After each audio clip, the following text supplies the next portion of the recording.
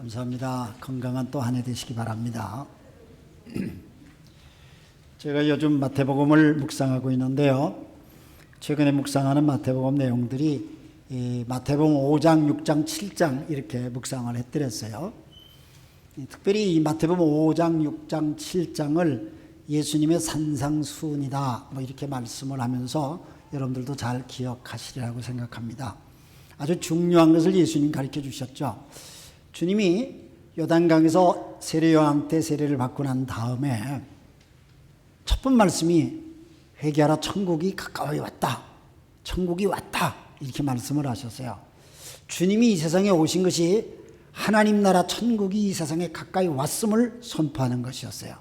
그래서 주님은 이 마태복음 5장, 6장, 7장을 통해 가지고 소위 하나님 나라 천국에서 사는 백성들의 삶이 이런 것이다 하고 그 삶에 대한 모습을 우리에게 보여주셨다고 우리가 그 가르침을 그렇게 받고 있습니다. 그런데 이 예수님의 가르침 속에 가장 그 클라이막스가 저는 마태복음 7장 첫 번째 나오는 구절인데 좁은 문으로 들어가라 이 말씀인 것 같아요. 세상 사람들은 잘 이해를 못하죠. 천국의 백성, 하나님 나라 백성들은 좁은 문으로 들어가는 삶을 살게 된다. 그 말씀을 하는데 사실 이 좁은 문으로 들어간다 이 말은 이미 예수님께서 이 세상에 오심으로 인해서 도래한 하나님 나라 백성들의 삶이 그렇다는 얘기를 우리에게 가르쳐주는 말씀이죠. 그게 소위 이 세상을 살아가는 예수 그리스도의 제자도다 하는 그런 말씀이죠. 예수님은 이 제자도에 대한 말씀을 가르치기 전에 6장에서 먼저 우리가 꼭 해야 될 일이 있다. 그 말씀을 해 주셨습니다. 먼저 해야 될 일이 있다. 이게 우리들의 삶 속에 우선순위가 있다 그 말인데요. 그런데 사람들이 먼저 해야 될 일들을 먼저 잘 못하는 그런 문제점들을 우리한테 가지고 있기에 아마 주님이 그 말씀을 주신 것이라고 생각이 돼요. 왜 먼저 해야 될 일이 있는데 먼저 해야 될 걸 잘 못할까? 그 이유가 뭘까? 주님이 또 그것도 말씀해 주셨는데 우리 사람들 속에 걱정거리가 많아서 그렇답니다. 걱정거리가 많다 보니까 먼저 해야 될 일들을 잘 못해요.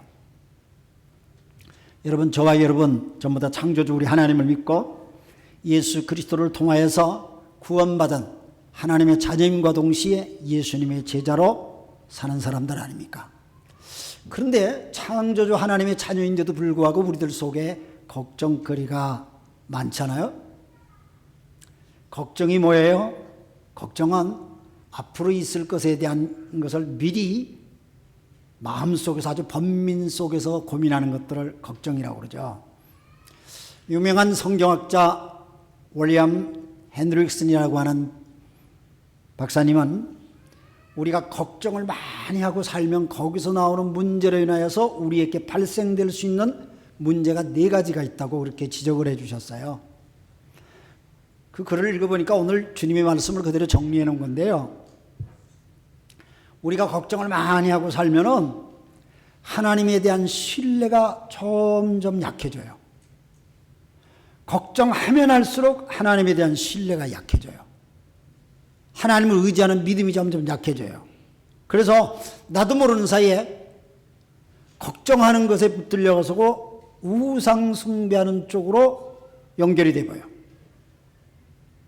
두 번째는 걱정을 많이 하게 되면은 정말 중요한 우리들 자신들에게 참 중요한 것들을 자꾸 잊어버리는데 왜냐하면 걱정하는 그 문제에 확 붙들려 가지고 걱정하는 것이 나를 확 지배를 해요. 그래서 내가 사물을 바르게 판단하는 것이 흐트러져 버려요. 내가 생각이 다 바뀌어져 버리는 거죠. 세 번째는 걱정을 계속하는 것으로 인해서 우리가 중요하게 생각해야 될 자기들에게 주어진 가치관이 흔들려져 버려요. 먹는 음식보다 내 몸이 더 중요하고요. 입는 옷보다 내 건강이 더 중요한데 먹는 거하고 입는 옷 때문에 마치 목숨을 거는 것처럼 걱정을 알고 살아서 우리들의 가치관이 막 흔들릴 수 있다는 얘기야. 네 번째는 걱정을 많이 하고 살게 되면은 사람들이 자기가 걱정을 해결해 보겠다고 막 노력을 해요. 그게 하나로 나타나는 것이 예수님께서 말씀인데, 그냥 세상에다가 자기 보물을 자꾸 쌓는 거예요. 자기 보물을 자꾸 세상에다 쌓는 거예요. 그러다 보니까 하늘에서 우리가 받을 하늘의 상급 축복에 대한 것을 잃어버릴 수가 있다는 얘기죠. 이렇게 네 가지 걱정을 많이 함으로 우리에게 찾아오는 병폐가 있다는 얘기인데, 그래서 주님은 이 마태복음 6장 34절 말씀에 보니까 그러므로 내일 일을 걱정하지 말아라. 내일 걱정은 내일 맡아서 할 것이다. 한날의 괴로움은 그날에 겪는 것으로 족하도다. 주님께서 그렇게 걱정하지 말라고 우리에게 권면을 해 주셨어요. 근데 이런 말씀을 우리가 듣는데도 자꾸 걱정을 하고 살잖아요. 자꾸 걱정을 해요. 우리들에게 있는 걱정이 뭘까요? 오늘도 어떤 것들이 우리에게 걱정이 있는지 예수님께서 우리들에게 있는 문제인 걱정거리에 대해서 세 가지로 정리를 해 주셨어요. 그게 뭐냐면은, 첫째는 이 6장에서 그게 참, 마태복음 6장에서 그게 자세하게 나오는데요. 첫 번째는 모든 사람들이 걱정을 많이 하는 가장 첫 번째 이유가 돈 문제라는 거예요. 돈 걱정이 제일 많아요. 돈만 있으면 자기가 행복할 것 같고, 돈만 있으면 건강할 것 같고, 돈만 있으면 모든 게 다 풀릴 것 같으니까 어떻게든지 사람들이 자기를 위해서 보물을 자꾸 쌓기를 원해요. 근데 이 돈이 우리를 속이기도 하고, 돈이 우리를 괴롭히는 것이 참 많은데도 불구하고 돈에다가 자꾸 우린 집중을 해요. 이 돈에 자꾸 집중을 하는 게, 여러분, 집중이라는 말을 다른 말로 하면 집착한다는 말이죠. 그래서 돈에 집착을 하게 됐어요. 그러다 보니까 하나님을 믿는 사람도 돈에 집착을 자꾸 하니까 돈이 하나님이 되는 거예요, 자기한테. 하나님을 안 믿는 건 아니에요. 믿긴 믿는데 하나님을 내 인생의 왕으로, 주인으로 모시고 섬기고 사는 게 아니라 내 인생의 한 구석에 두어서 필요할 때만 하나님을 찾고 도움이 요청될 때만 하나님을 찾을 뿐이지, 일상의 삶 속에는 가장 큰 위치에서 자기를 지배하는 것은 돈이에요. 그걸 성경은 보물이라고 그렇게 얘기해요. 그래서 돈이 나에게 우상이 되는 거죠. 물론 예수님은 돈이 필요 없다든가 돈을 모으는 것에 대해서 잘못됐다, 절대로 그런 말씀을 하지 않습니다. 여러분이 성경을 보시면 예수님께서 달란트 비유에 대한 말씀을 해주셨죠. 5달란트 받은 사람, 2달란트 받은 사람, 사람들에게 하나님께서는 필요에 따라 그들에게 맡겨주셨어요. 근데 5달란트, 2달란트 받은 사람은 자기께 받은 달란트를 열심히 활용해가지고 나중에 칭찬을 받지요.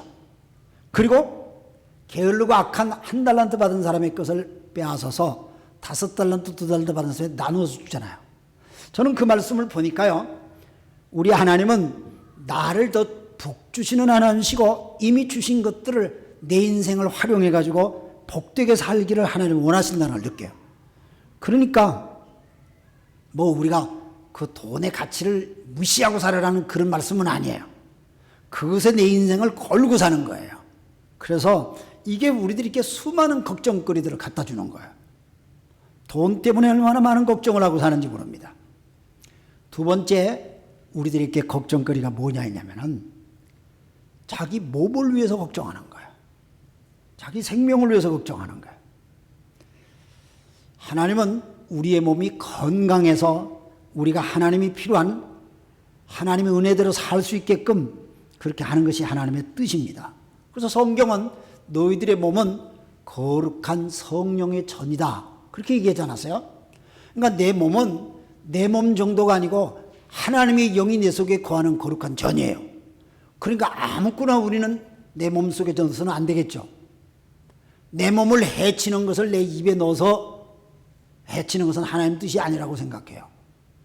내 몸을 해치는 상한 것이나 나를 괴롭히게 하는 것이나 혼동스럽게 하는 것이나 내 육체를 파괴하는 것이나 그런 것들을 내 몸에 집어넣는 것은 하나님의 성령의 전이라고 하는 내 몸을 올바로 관리하는 것이라고 생각하지 않습니다.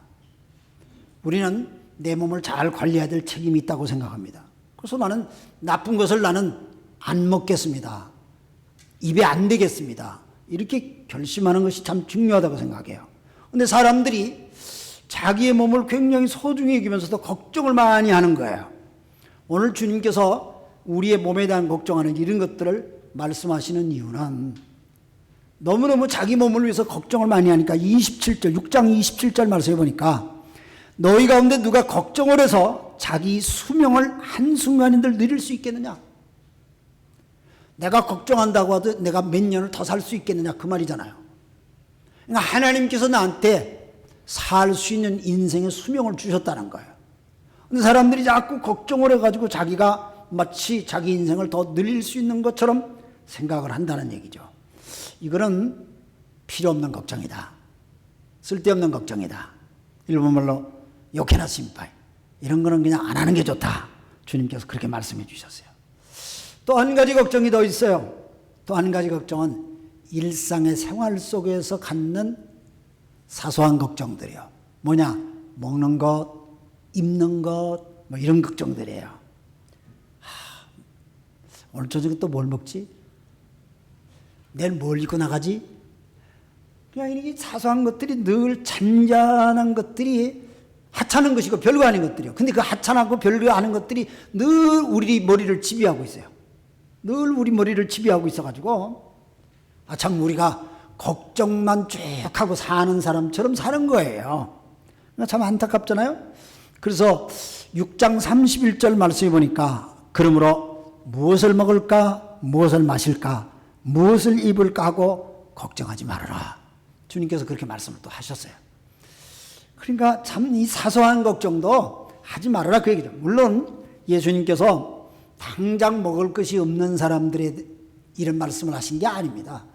먹을 것도 있고 입을 것도 있는데 더 맛있는 것, 더 좋은 옷, 더 사치할 수 있는 일, 이런 것들을 자꾸 생각하고 다른 사람과 비교하면서 걱정하는 그런 사람들에 대한 주님의 가르침일지도 모릅니다.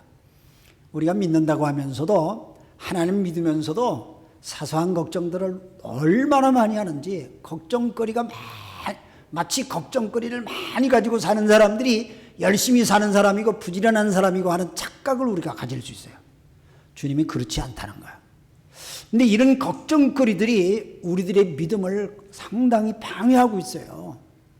이 걱정거리들을 가지고 사는 것이 내가 하나님의 백성으로 사는데 방해거리예요. 그럼 여러분, 이 걱정거리를 어떻게 하면 우리는 내려놓을 수 있다는가, 아니면 걱정거리를 없앨 수 있는 방법이 없을까요? 주님은 있다고 말씀하세요. 걱정을 없앨 수 있는 방법이 있다. 오늘 6장에서 그걸 다 말씀을 해주세요. 세 가지를 또 이걸 말씀을 해주셨어요.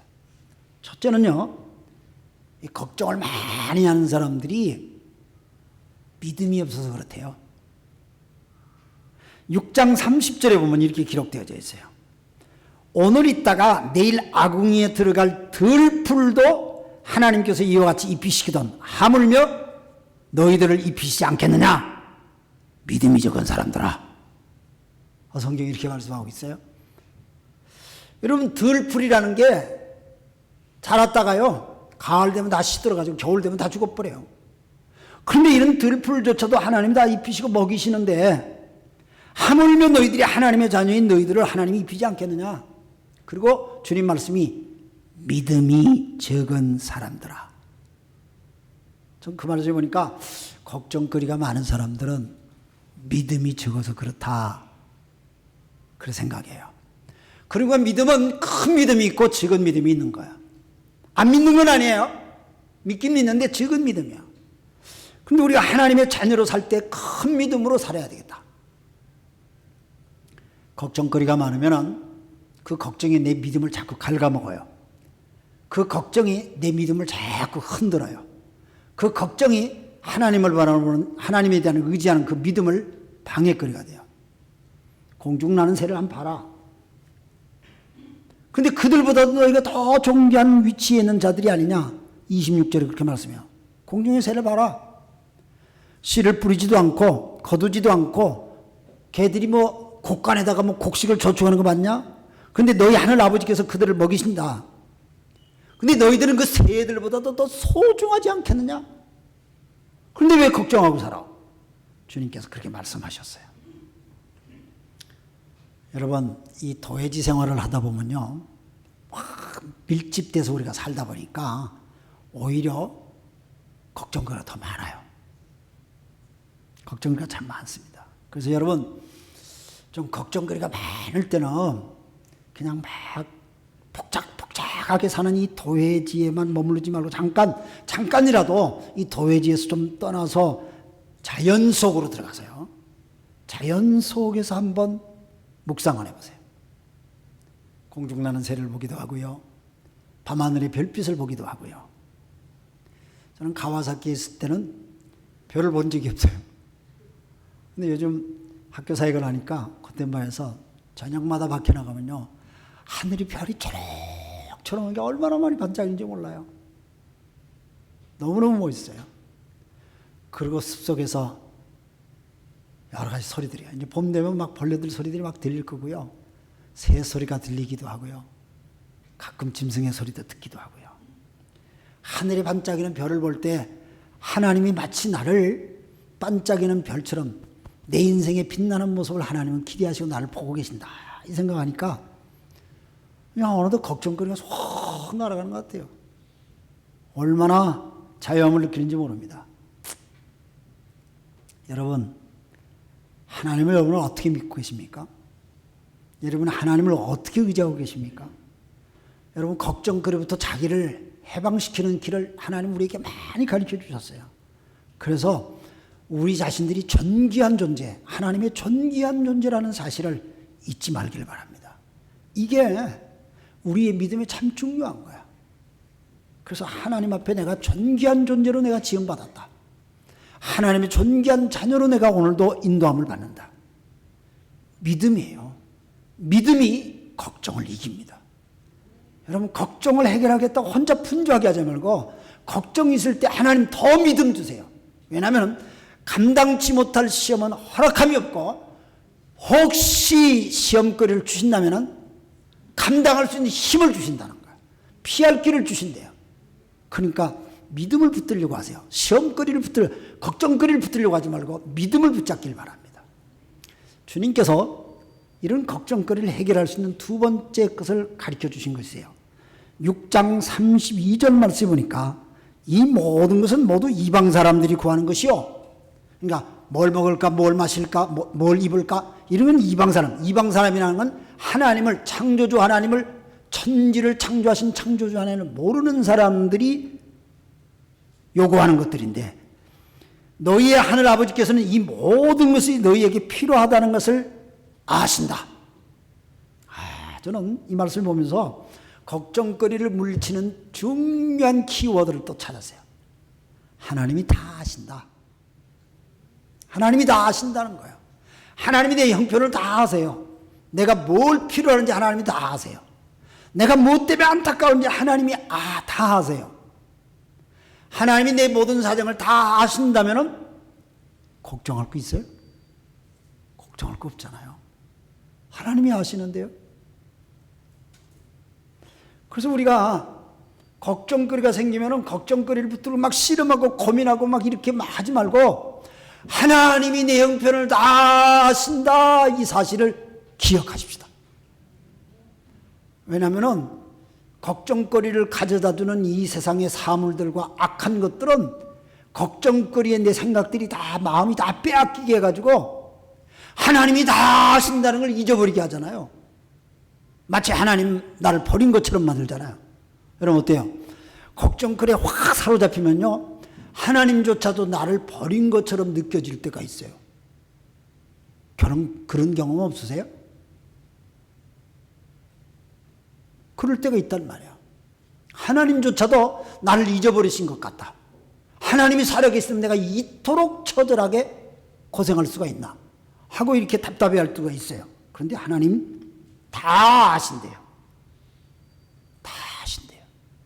저는 하나님이 내 형편을 다 아신다는 게 얼마나 큰 위로가 되는지 모릅니다. 하나님 내 형편을 다 아신다는 게 얼마나 안심이 되는지 몰라요. 하나님이 내 형편을 다 아신다는 게 성경이 뭐라고 그랬어요?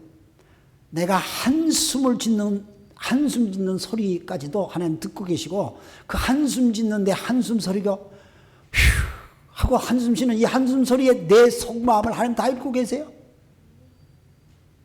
우리가 이런 하나님을 믿는다. 이럴 때에 불필요한 걱정 좀 접어놓고 살 수 있죠. 세상 살면서 이런저런 문제가 안 생길 일이 있겠어요? 많은 문제가 생길 수 있어요. 그런데 하나님 다 길을 인도해 주세요. 그러니까 하나님이 다 하신다. 하나님이 다 하세요. 그리고 우리는 기도하고 하나님이 때를 기다리는 거예요. 이게 걱정을 넘어서는 거잖아요. 왜 살면서 걱정이 없겠어요? 여러분, 하나님이 다 아십니다. 한번 따라서 해보실까요? 하나님이 다 아신다. 하나님 다 아세요. 집에서 부부들끼리 뭐라고 있을 때 하나님이 다 아셔. 자식들하고 얘기할 때 하나님이 다 아셔. 얼마나 큰 위로가 될까요? 세 번째로 예수님이 걱정거리로부터 우리가 벗어날 수 있는, 극복할 수 있는 게 뭐냐면은 33절을 보면요. 너희는 먼저 하나님 나라와 하나님 나라를 구하라. 하나님의 의를 구하라. 그리하면 이 모든 것을 너에게 더하여 주실 것이라. 이 모든 것을 더해 주신대요. 이 모든 것이는 뭐예요? 우리가 걱정하고 있는 것들이잖아. 뭘 먹을까, 뭘 입을까. 우리가 걱정하고 있는 이 모든 것에 하나님이 더 붙여주시겠다는 거예요. 더해 주신다는 그 말 속에 이것도 얼마나 넉넉한 말씀이에요. 얼마나 위로가 됩니까? 저는 내 인생을 하나님이 더 넉넉하게 붙여주신 것으로 지난 생활을 보니까 믿어요. 얼마나 감사한지 몰라요. 이것을 우리 믿는 사람들에게 주시는 하나님의 특별한 은혜라고 저는 믿어요. 믿는 자들에게 하나님께서는 특별한 은혜를 주셨어요. 그냥 구원만 받게 하신 게 아니라 구원받고 난 다음에 넉넉히 부어주시는 거예요. 저는 내 인생의 그릇이 매우 적다고 생각했어요. 저는 자랄 때에 참 힘들게 자랐어요. 소위 청소년 시기에 너무너무 힘들게 자랐어요. 그래서 저는 부모님에 대한 원망도 있었고요. 사회에 대한 불신도 있었고요. 제 속에는 행복감이, 자존감이 적었습니다. 근데 정말 내가 예수님을 만나고 난 다음에 내 인생이 완전히 달라졌습니다. 사람들 앞에 서서 말하는 것이 부끄러웠고 사람들 앞에 서서 얘기한다는 것은 저한테는 불가능한 일이었습니다. 근데 주님이 내 속에 오시고 난 다음에 내 인생을 바꾸어 주셨어요. 제가 사람들 앞에서 쓰기만 하면 얼굴이 새빨개지던 사람인데 나도 모르게 사람이 많으면 많을수록 더 담대해져요. 참 이상하죠? 사람이 적어야 용기가 나는데 사람이 많을수록 저는 두렵지를 않아져요. 그래서 제가 사람이 많을 때는 한 3만 명 정도 앞에서 설교를 한 적도 있어요. 하나도 안 두렵더라고요. 그런데 어떻게 그럴까? 내 속에서 주님이 그냥 함께 하셔서 더하게 해주시는 인생을 나는 경험한 거예요. 그래서 얼마나 감사한지 몰라요. 바울 사도가 내 인생을 더하게 해주시는 하나님, 더 채워주시고 더 크게 해주시는 하나님을 어떻게 바울 사도가 하나님을 증언합니까? 로마서 8장 말씀에 보니까 바울 사도가 아주 담대하게 하나님으로 선택을 받고 의롭게 칭함을 받은 사람, 다시 말하면 예수 그리스도의 피공로로 구원받아 하나님의 자녀된 사람이라면 여러분들 속에 고난이나 질병이나 고통이나 아픔이나 여러분들이 벌거벗음을 당하고 생명의 위험을 당한다 할지는 그런 엄청난 걱정과 고난이 여러분에게 찾아온다 할지라도 여러분을 사랑하시는 우리 주 예수 그리스도께서 여러분을 이 세상에서 넉넉히 이기게 할 줄로 믿습니다. 이게 바울 사도가 로마서 8장 31절 말씀에서 주는 메시지 아닙니까? 그냥 적당히 여러분들이 구원받아 하나님의 자녀됩니다 이런 게 아니라 자녀된 여러분들이 이 세상을 넉넉히, 일본어 성경이니까 압도적인 승리자로 만들어 주신대요.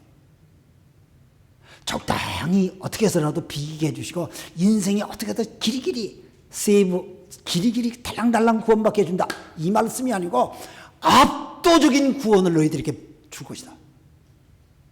얼마나 큰 위로입니까? 그러니까 걱정하지 말아라. 걱정은 내려놔라. 주님 그 말씀이에요. 2023년이 시작됐나 싶더니 한 달이 지났어요. 2월 달이에요. 세월이 바뀌는데도 걱정이 안 바뀌는 분이 많죠. 오히려 걱정거리가 더 느릅나감이 있을지도 몰라요. 나이가 한두 살 더 먹고 시작하면은 걱정거리가 더 늘지도 몰라요. 그런데 걱정하지 마세요. 더하게 해주신 하나님이 그리스도 예수 안에서 우리를 성령으로 이끌어 주실 줄로 믿습니다. 그래서 우리는 걱정 없는 인생이 행복한 사람 아닙니까? 그렇게 살라니까, 걱정이 없는 인생이 되려니까 먼저 해야 될 게 있대요. 먼저 해야 될 게 있어요. 근데 우리는 늘 걱정하고 사는데 걱정보다 먼저 해야 될 게 있대요. 그게 뭐냐고 오늘 말씀에 보니까 6장 33절에 너희는 먼저 하나님의 나라와 하나님의 의를 구하라. 이게 먼저 해야 될 일이에요. 하나님의 나라와 하나님의 의를 구하라. 이 말 우리가 너무 참 많이 들었던 말이에요. 이 말은 하나님의 나라라는 말은 하나님이 내 인생의 왕로를 탈 때 내가 하나님 나라가 되는 거예요. 다시 한 번 말씀드릴게요. 하나님께서 내 인생의 왕이 되실 때에 내가 하나님 나라가 돼요. 그래서 하나님 나라를 구한다는 말은 하나님이 내 인생의 왕이 되는 걸 말하는 거예요. 하나님이 내 인생의 대통령이 되는 게 아니에요. 대통령은 내 마음대로 가르쳐요. 대통령은 탄핵도 해요. 대통령은 백성이 안 된다 그러면 그냥 그만둬야 돼. 그러나 왕은 그렇지 않아요. 그래서 하나님이 나한테 왕이, 그래서 성경에 하나님의 나라, 천국, 하늘나라, 왕국 뭐 이런 말을 많이 써요. 왕이라는 말을 많이 써요. 이 의미를 옛날 시대를 살았던, 왕정 시대를 살았던 사람들은 굉장히 그 의미를 빨리 느꼈을 거예요.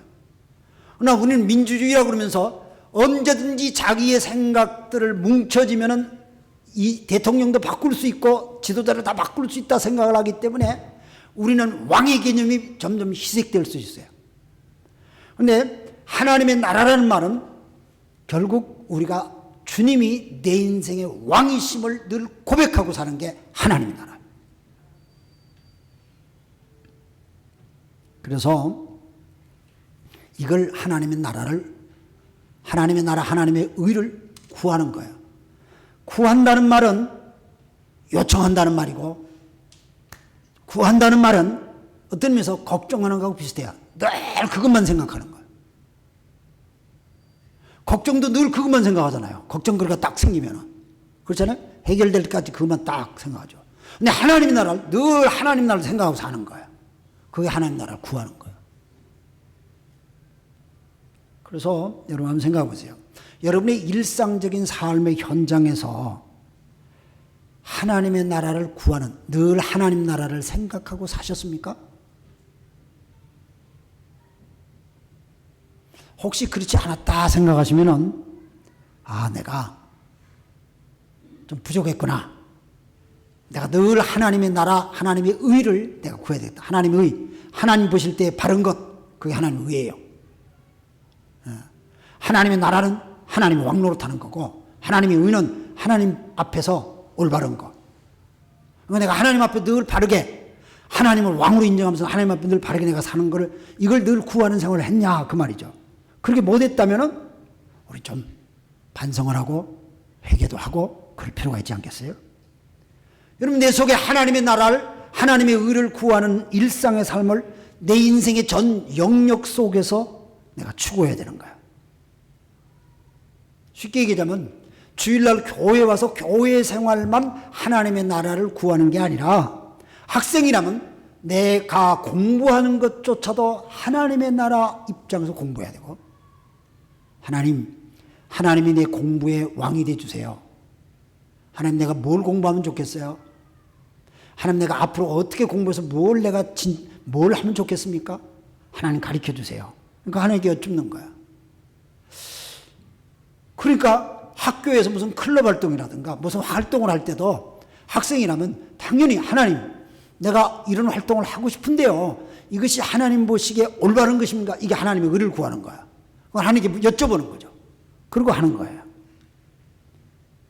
직장생활 하시는 분이나 사업을 하시는 분이나 일하시는 모든 분들이 내 사업과 일터에서 하나님, 내가 오늘 이런 사업의 계획을 세웠습니다. 근데 이 사업 계획이 하나님의 영광을 더 드러내고 하나님의 이름을 더 드러내는 하나님 나라를 구하는 사업입니까? 하나님 저에게 가르쳐 주시고 지혜 주세요. 이렇게 여쭤봐야 되는 거야. 결혼을 할 때도 저 남자가 돈이 있냐? 저 남자가 학벌이 어떠냐? 저 남자가 다 좋은데 교회만 한다뇨? 근데 하나님 보실 때 어떠세요?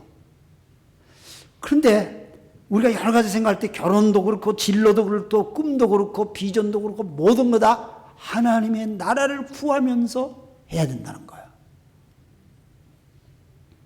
그럴 때 이게 먼저 구하는 거예요. 이걸 그렇게 할 때에 너희들의 인생은 더해 주시는 하나님의 은혜를 입을 거다. 쉽게 설명을 드리자면은 먼저 하나님의 나라와 하나님의 의를 구한다는 것은 무엇을 하든지 예수님이라면 어떻게 하셨을까? 예수님이라면 어떻게 하셨을까? 이렇게 생각해 보는 거예요. 이건 제 말이 아니고 미국의 유명한 신앙 소설이 있는데 그 타이틀 제목이 In His Step이라고 하는 In His, 그건 그리스도 안에서 간략하게 그렇게 봐세요. 미국 사람 편지 쓸 때 마지막에 In Jesus Christ 이렇게 썼는데 그냥 간단히 In His 이렇게 많이 써요. In His Step 뭐 이렇게 해서 그분과 함께 이렇게 걷는 것 뭐 이런 거를 책을 쓰신 신앙 소설을 쓰신 찰스 샌돌이라고 하는 목사님이 계셨어요. 이분은 굉장히 프라이드가 센 분이었어요. 미국 뉴욕 출신이었어요. 뉴욕 사람들은 달라 그러냐? 미국에서 뉴욕 사람들은 그랬어요. 그런데 이분이 대학을 나와도 소위 아이비리그 명문대학을 나왔어요. 미국의 명문대학은 여러분 아시다시피 하버드, 프린스턴, 예일, 그 중에 또 하나가 브라운 대학이 있어요. 근데 이 브라운 대학을 졸업을 했어요. 굉장히 프라이드 세겠죠? 명문대학을 나왔으니까. 근데 이 대학을 다닐 때 하나님의 소명을 받았어요. 그래서 목사가 되겠다 해서 신학교 와서 신학교도 우수하게 졸업을 했어요. 목사가 됐어요. 목회를 하면서 내 공부도 해야 되겠다 해서 열심히 공부해서 또 박사학위도 받았어요. 그래서 이분이 박사도 몇 개도 받아요. 신학 박사도 받고요. 복지사회학 박사도 받고요. 막 그렇게 했어요. 근데 이분이 목회하고 있는데 뭔가 하나 더 마음에 걸려요.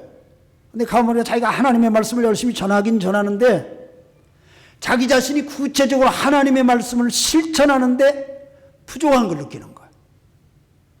어느 날 어떤 인쇄소에서 일하던 사람이 해고를 당했어요. 강제 해고를 당했어요. 자기가 잘못한 게 아니고 회사 사정으로 해고를 당해가지고 그냥 먹을 게 없어. 도움을 받으러 왔어. 이 목사님한테 도움을 왔는데 이 목사님이 그러냐고 얼마나 힘듭니까? 하고 막 기도해주고 격려해주고 안녕히 가세요 이렇게 하고. 근데 돌아서고 난 다음에 이 목사님 굉장히 가슴이 아파요. 자기가 이분한테 그냥 말만 격려하고 막 기도만 해주고 그렇게 했는데 말씀을 자기가 실천하지 못한 부분, 미약한 자기 부분의 연약한 점이 느껴지면서 말씀 따라 실천 못하는 자기 자신을 반성을 하기 시작해요. 그러면서 그렇게 실직을 당한 그 인쇄공 같은 그런 그분의 남자의 모습을 생각하면서 그분처럼 아주 남노아슬 옷을 갈아입고 가난한 모습을 하고 동네를 걷는 거예요. 그 이 목사님이. 그래서 이 교회 가서 좀 도와주세요. 저 교회 가서 도와주세요. 또 이 크리스찬 만나서 도와주세요. 저 크리스찬 만나서 도와주세요. 이렇게 많이 다녔는데 모든 사람들이 똑같이 말만 격려해 주지 구체적인 액션이 없대요. 따뜻한 어떤 사랑의 도움보다는 일 열심히 하면 될 텐데 하고 아주 차가운 눈으로 보는 시선이 너무 많았어요. 그런 것을 목사님이 소설로 쓴 거예요. In His Step. 오래전 책이에요. 한 100년 전 책이에요. 근데 이분의 책을 이분의 손자 되시는 손자가 또 목사님이신데 손자가 그 책을 현대인들을 위해서 다시 풀어서 썼어요. 그 타이틀 제목이 한국말로 예수님이면 어떻게 했을까? 그 타이틀이 된 거예요. 내용은 그런 내용이에요.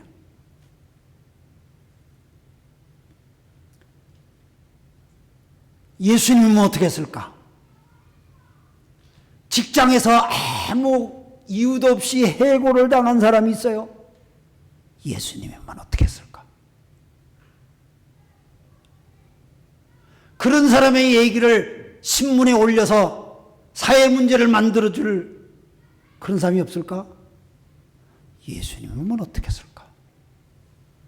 멋진 목소리를 가진 여자가 주변의 사람들부터 많은 여기도 나오시죠. 여기도 좀 오시죠. 저기도 나오실 때 예수님은 어땠을까? 갑자기 부모님이 세상을 떠났어요. 얼마나 당황스러운지 몰라요? 예수님이면 어떻게 했을까? 아주 가난한 사람이 찾아왔어요. 당장 돈을 좀 달래요. 예수님은 어땠을까? 갑자기 직장에서 쫓겨나 받은 사람이 너무너무 이 겨울이 추워가지고 동네 공동으로 보관하고 있는 석탄 창고에서 석탄을 훔치다가 경비한테 걸려가지고 경비로부터 총을 맞아가지고 그 자리에 죽었어요. 예수님이면 어떻게 했을까? 이게 그 내용들이에요. 그리고 그 책의 마지막에 우리 주변에 어려움 당한 사람, 가난하고 헐벗고 굶주리고 병들고 고민하고 고통받고 갈 길을 모르는 사람들 얼마나 많은 줄 아십니까? 그런데 우리들은 모든 크리스찬들은 자기만을 위해서 자기 것만을 위해서 살지 않습니까? 자기 인생만을 위해서 살지 않습니까? 마태복음 16장 19절이 이 16장 33절 너희는 먼저 하나님 나라와 그 의를 구하라는 말씀의 전체 문맥의 서두라고 봐요.